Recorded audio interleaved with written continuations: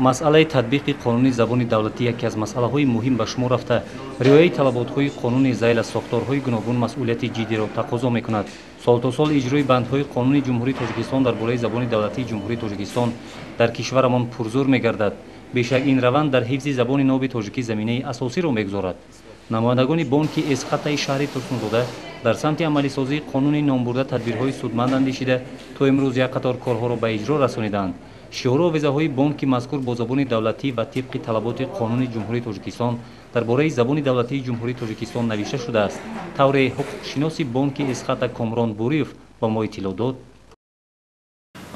ما در عرفه جشن روز زبان قرار داریم و دایر به این جشن که قانون همچون اکتبر سال 2009 تحت رقم 553 به امضا رسیده است.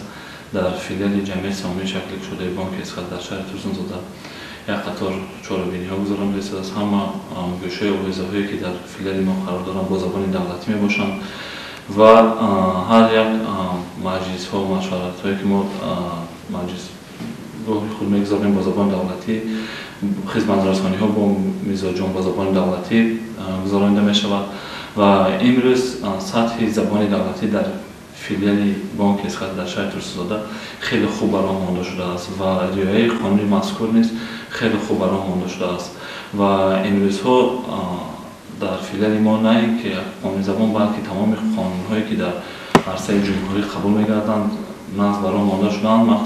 در برابر قانون زبان نیست باز قانون درباره تنظیم و جشن آنانه‌های که به نزدیکی در تغییر تلوها داره آورده شد با یکجایی با کمیته کار با دین و رسم آیین ها ما کارهای فرماندهی گذراندیم و این قانون رو نیز خوب برای مانده ایم.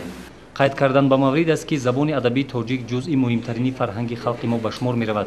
تاریخ طولانی این زبان گوارا تاریخ خلق قدیمی تاجیک است. صاحبان این زبان در پست و بلندی های صد ساله ها دوره و زمان های مختلف چه راه دشوار را پس سر نمودند، ولی ملت تاجیک از سنجش های دشوار تاریخ بارها سربلندانه گذشته زبان پرغناوت و چندین هزار ساله وی اصالت تاریخی خود را نگاه داشت و تا روزگار ما بی‌گزند آمده رسید.